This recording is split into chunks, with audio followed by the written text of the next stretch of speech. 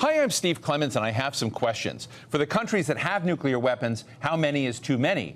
And are we witnessing the start of a new arms race? Let's get to the bottom line.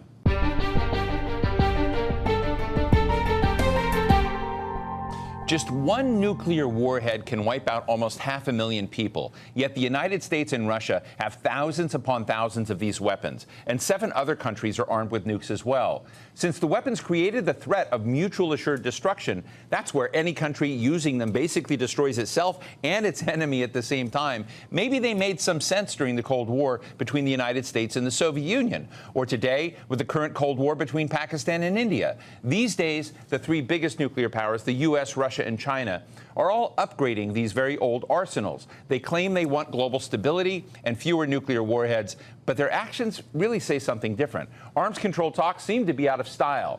These days, the race is to create usable, nimble nukes that can be concealed and launched from anywhere. Think about that for a second.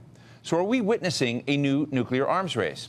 Today, we're talking with former Congressman John Tierney, who is the executive director of the Center for Arms Control and Non-Proliferation, and Jacob Heilbrunn, editor of the National Interest, one of the nation's leading journals on current and international affairs. It's great to have you both here. John, let me start with you and ask you, just a simple question. How many nukes is too many nukes, and is America beyond where it should be? Well, look, some of us would tell you that any nukes are too many nukes, given the danger that they present to humankind on that. But let's assume that people are still in the mindset of deterrence, wanting to have enough nuclear weapons so that anybody else who could use them or has them would not use them against them for fear of being wiped out themselves.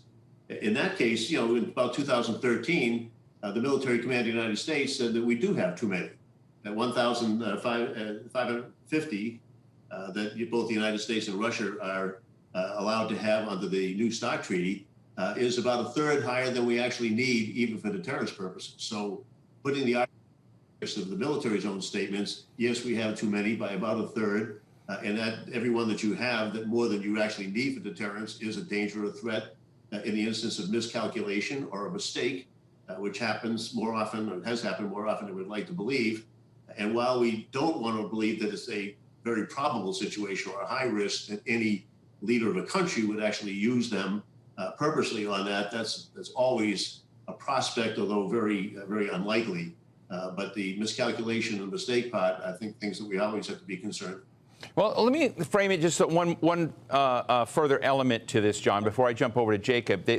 You've got Russia, which is a big proprietor of the nuclear weapons scene, and Russia has been very aggressive in the world. We see China not quite up to that level, but China's there too. We have nations like Iran that may very well want to be a nuclear power. That's in part what the JCPOA and the Iran nuclear deal was about, was trying to seduce Iran onto a different course with economic investment. Of course, we have North Korea that would love to find a way to get something for the threat of putting warheads on ballistic missiles. So the real world out there is complex, and I understand that. But when it comes from the arms control community, do they think there's been a change in the international terrain where the world is far more dangerous today, and so that some of these investments in nuclear weapons are appropriate? Well, no to the second question. Most people that in the arms control community don't believe that more or more powerful or more targeted nuclear weapons are the answer to this. But yes, to the first part of that, where they think that there's been a change in the atmosphere. Former Secretary of Defense Bill Perry very clearly states that he thinks it's dangerous or more dangerous now than it was before. And that is because people aren't talking to each other the way that they used to. Even in the worst times, starting with Reagan and Gorbachev, the country started to talk to each other and have ongoing discussions to sort of lower the temperature to make sure there weren't any mistakes or miscalculations leading to a conflict that used nuclear weapons.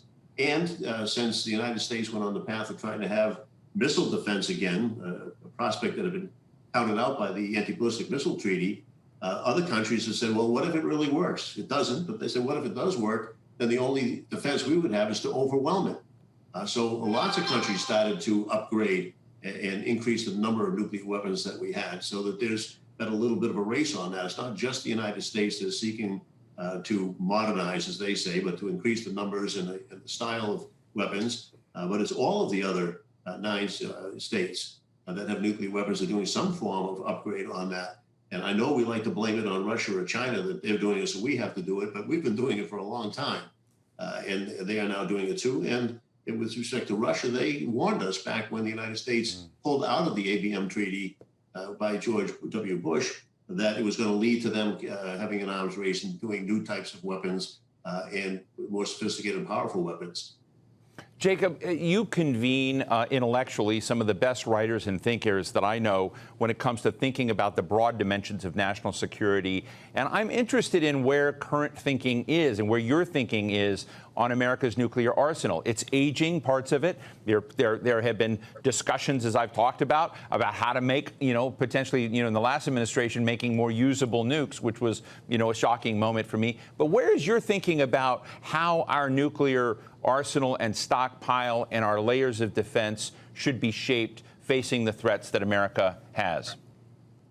Well, America has, in many ways, driven the arms race. I mean, we still remain the only power that has actually used nuclear weapons on another country, which we did in Japan in 1945 to try and speed up the end of the war.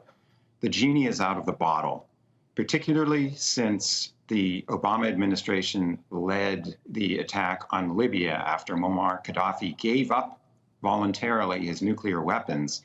Other smaller powers, now like Iran and North Korea, have realized that to ensure their own survivability and to deter a potential American attack, nothing is better than a nuclear weapon. Now, when you get to the big power level, Russia, China, and the United States, it appears to me that we are, in fact, since the Obama administration approved this massive upgrade of the American nuclear force, we are triggering a counter-reaction.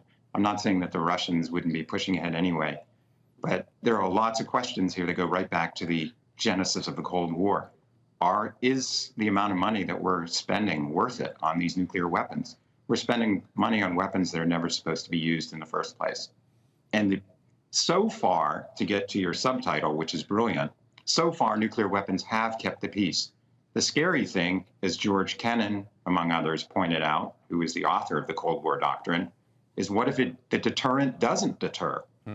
The consequences are so catastrophic that they're intolerable. We have shrunk our nuclear arsenal. Pulling out of the ABM treaty was a mistake. We should be looking to downsize, not to increase our nuclear weapons. John Tierney, where are you on the subject of putting missile defense on the table in negotiations? Do you look at missile defense as stabilizing and a responsibility to protect Americans, or do you look at it as a destabilizing investment? I'll try to make this brief if I can, Steve. It's not easy to do. First of all, we initiated that letter, and we circulated and got the signatures on it or whatever. So our position is very clear that we think the abandonment of the ABM treaty, anti-ballistic missile treaty, was a severe mistake. It came about because both Russia and the United States had realized that as long as somebody pretended that they had missile defense, the other side would have no choice but to, in their mind, increase the number of weapons they had so they could overwhelm that purported defense. And that became that. And Gorbachev and Reagan and succeeding presidents of both parties all realized, well, that's ludicrous. We need to limit the number of defenses that you can have to around your capital. And the eventual treaty ended up just one site could be protected by the site if they could get the system to work, which none have ever done on that credibly.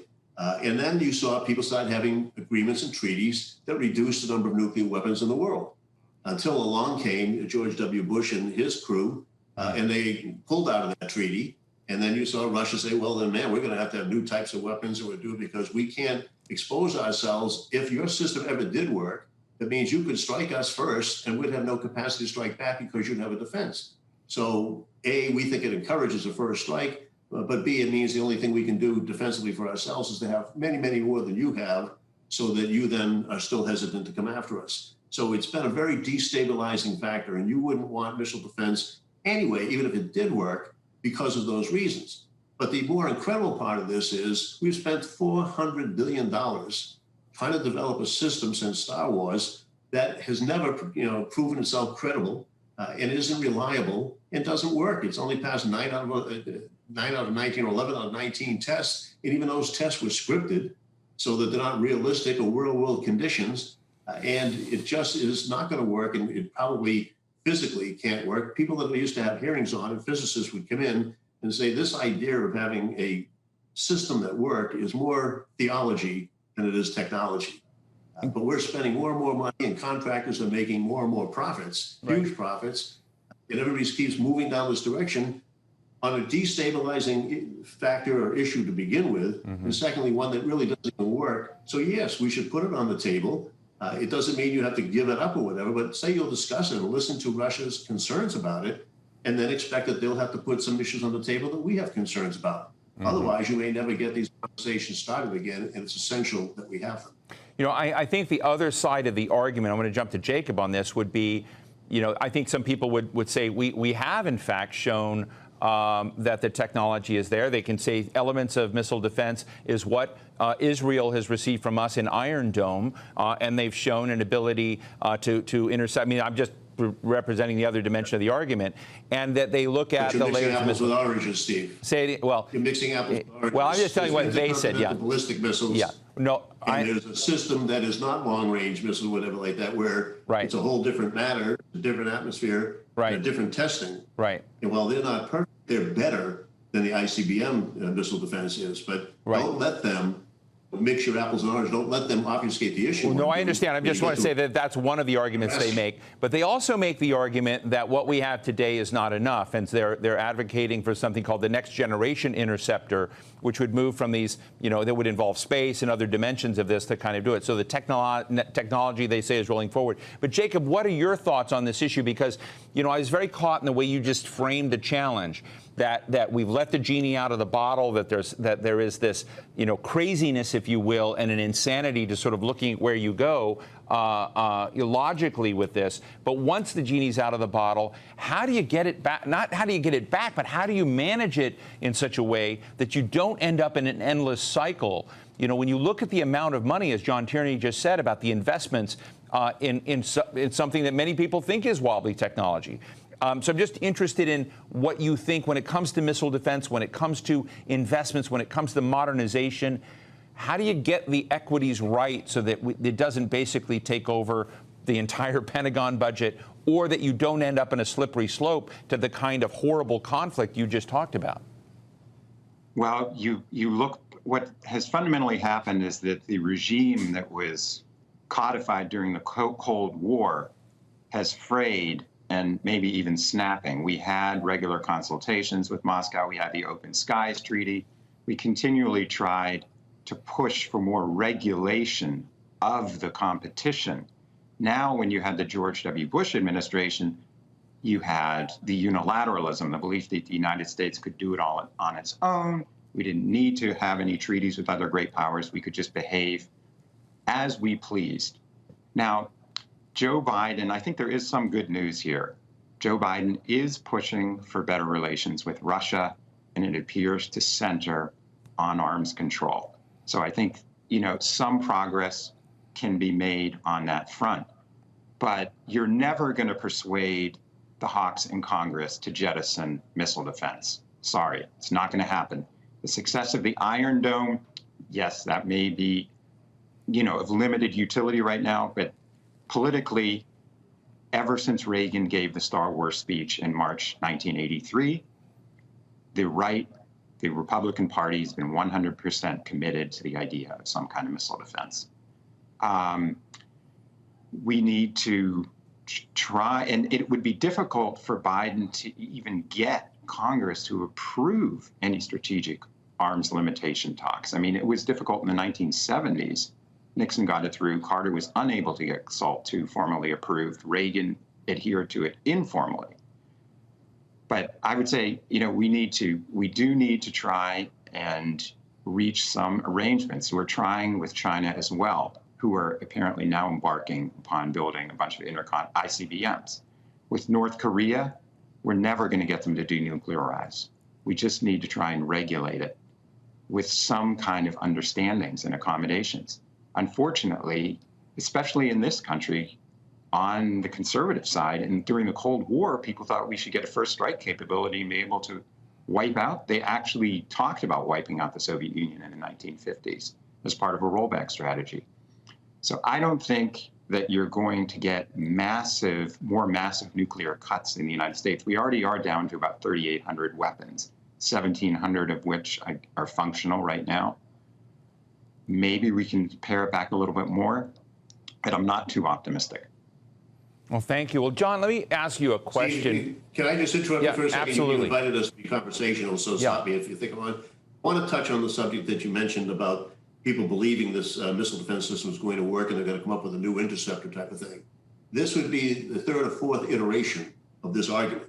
Every one of those interceptors having failed miserably, the most recent one being canceled in the course of production after spending $1.7 billion on it because they had to admit it just wasn't happening. And now they're going to embark on the next generation of this stuff. So we've been, since the Reagan era, going through this over iteration after iteration, every one of them not testing out successfully, not being credible or whatever. So those people make that argument. But here's the deal. If they don't want to look at the strategic instability issues on this matter and like that, at least we got to say to them, as well as you're being hawks and you always want to build more and more and more, you say that you're cost conscious. So let's at least look at this. Why are we building these things and deploying them before they're proven to be credible and effective? Can't we at least say that not another dime for deploying these systems until you can show that they would work under credible conditions, under real world testing or whatever? That'll never happen, in my estimation and the estimation of physicists who testified on this issue. But at least it says, look, if you do get to that point, then we can have a strategic argument about whether or not it's even smart to do it then, because it institutes an arms race. But at least stop the spending of this huge amount of money, this wasteful amounts of money that could go to more and better security interests of the United States until you can prove it.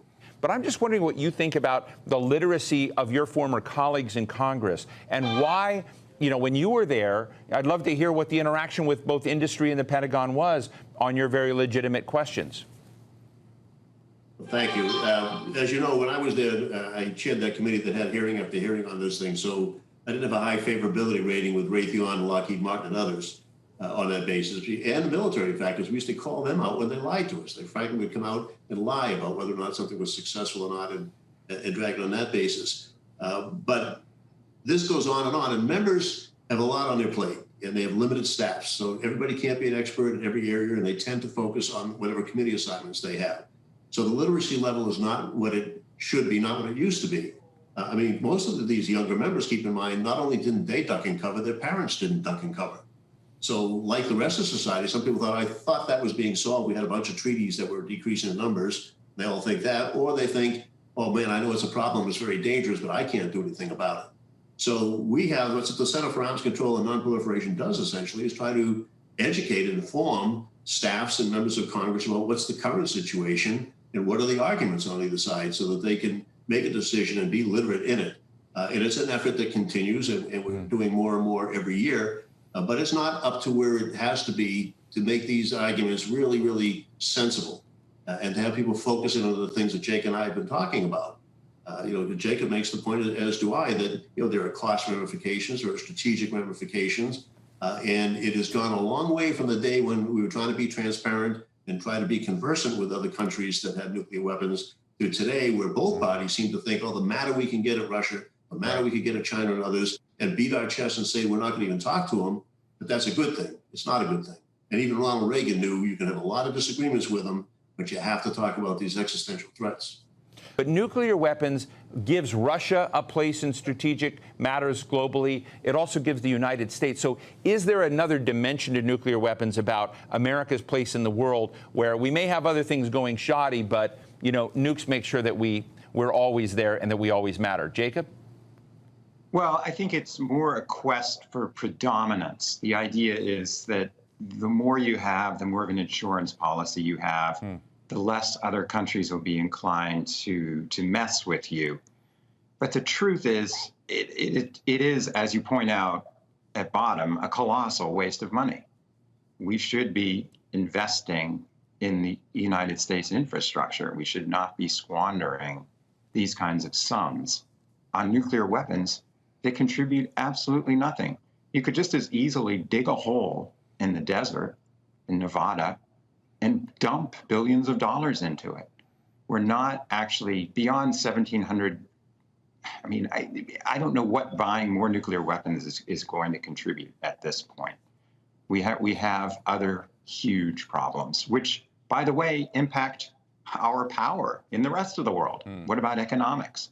What about our soft power, our reputation, our diplomacy?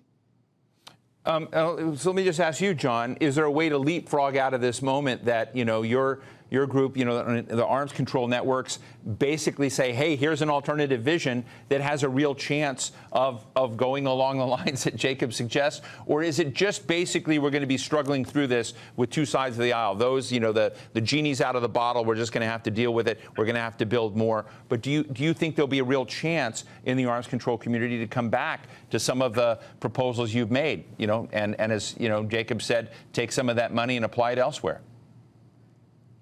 Well, there's a chance, obviously, to get back there, and that's why elections matter, and it will matter who gets elected, whether they're Republican or Democrat. Look, our sister organization, the Council for a Livable World, used to endorse candidates of both parties with regularity. Back in the days when you had a Jacob Javits and you had an Ed Brooke and those people, because everybody believed in arms control, Republicans and Democrats alike. Now we can find Republicans out there who are very thoughtful on the issue, very smart on the issue, but they'll say to you privately, I can't bring this up and I can't vote differently because my conference, Republican conference, will be all over me if I do. So we've got to find more of those individuals who are willing to step forward. We've got to provide them with the background and information and facts that they can make the case. And there's a sensible case to be made about not wasting the money, not spending it. But if you're not going to talk about eliminating weapons altogether, and no country is probably going to be at that point for quite some time until they feel that conventionally they're safe as well in the conventional weapons sense, then at least you can lower the risk, which means have fewer of them, have more transparency, more conversation, so there's not going to be a mistake or a miscalculation.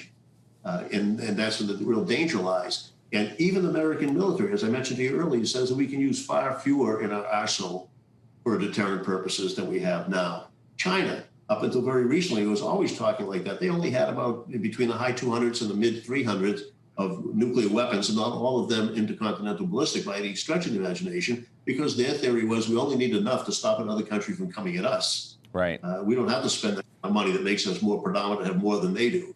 But Russia and the United States for two, and then India and Pakistan for a different set of players, all sort of have this notion that, well, I have to have more, bigger, better than you, not just enough to stop you and make you think. And that's where we make the mistake. So we can get successful, we can get back to that point if we raise the literacy level on this, that is absolutely asinine to think that more is better. If in a sense you want to say that your predominant theory is, I just want to deter others from using them against us. I want to thank you both, John Tierney, Executive Director of the Center for Arms Control and Non-Proliferation, and Jacob Heilbrunn, Editor of the National Interest. Thanks so much for illuminating this complex topic for us. Pleasure to be with you. Thank you, Steve. So what's the bottom line? First strike capacity, mutual assured destruction, ICBMs, space-based missile defense, the nuclear football. These are not terms that most of us use in our daily life or think about. Global annihilation caused by a nuclear conflict is the stuff of nightmares for very few people in the world. The truth, though, is that nuclear weapons exist, and time doesn't go backwards. They're here to stay. Nuclear ambitions exist, and a nuclear warhead can make a country or even a small rebel group very, very powerful. We don't live in a utopia. The nuclear powers will always have these weapons, and their citizens will have to pay for them. The two most important things are, number one, they should never be used, and number two, governments aren't given a blank check to keep ordering more nukes, undermining stability, and sparking a new arms race. And that's the bottom line.